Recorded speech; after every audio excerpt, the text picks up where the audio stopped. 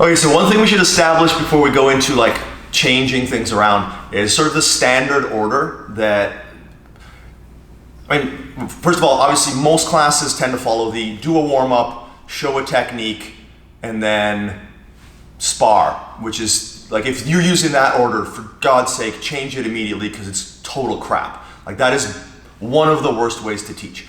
As far as the fundamental order that you should be using, I mean, if you have to use a warm-up, that's fine, but it should be, some jiu-jitsu movements, some techniques. But really, if you're going to use a warm-up and then have people sitting around for 5 or 10 minutes while you teach, not super useful. So what we normally do here is we introduce kind of like the bare bones kind of framework movement that we'll be using in the class, and people just warm up with that. So it can be something as simple as like controlling the ankles and moving side to side to set up a pass.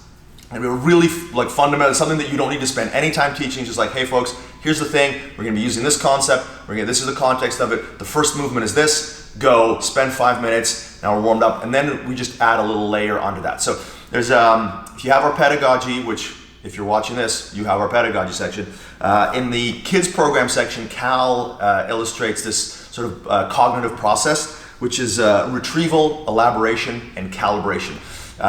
He uses that very specifically, geared towards kids, and there's methods where you're trying to identify something in your mind to retrieve it, to help with obviously retaining it. But what we're trying to do in the class is kind of follow roughly that formula. So we'll be showing you something and you'll be having to retrieve it or recall it while you're actually going through the process of like drilling and learning it. And then we're going to add information as we go. So like we've given you some information and then we add a little bit more to it. So never random. Obviously we've talked about this a lot in the past, but never like, oh, Kimura over here, mount escape over here. It's always layered, one movement on top of another movement. So we tend to pretty much do one fundamental movement pattern and like variations of it. So it might be a pass, and then if somebody interferes with the pass this way, we change this way, and if they interfere that way, we change. So like everything's got to be connected.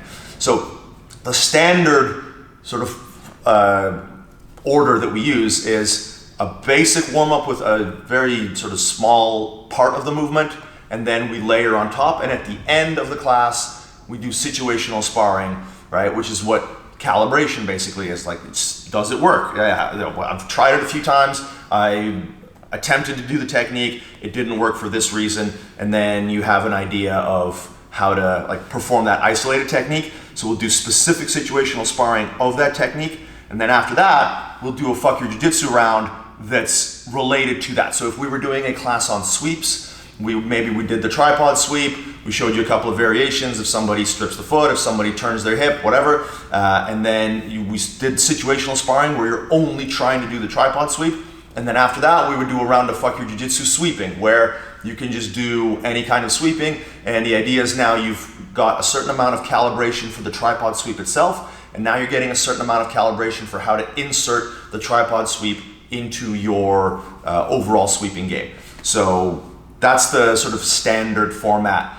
In the subsequent videos, we're gonna go over how we've kind of messed with that format, changed it around, again, based on some like, cognitive principles and stuff like that. So just, if you're coming to this fairly fresh, and this is one of like the first pedagogy modules that you're getting into, if you're not already using that sort of format, that sort of order, please start doing it. Make sure that your classes are actually fundamentally sound for teaching somebody something and having them have a chance of retaining it and giving them a chance at actually applying it. So please, no more like 15 minutes of jumping jacks, some random moves, and then go off and roll. There has to be a progressive layering of the technique. Then there has to be potential development through specific positional sparring, and then there has to be more extensive development through sort of fuck your jiu-jitsu type rolling where you can create a proper context for it. But you should never just go from learning some technique to trying to apply it in full rolling. That really doesn't work. It doesn't take into account the whole process of like elaboration, calibration, stuff like that. So at least adopt that to start with, make that change, have the standard order, and then you can mess with that order based on the advice that we give you in the rest of the module.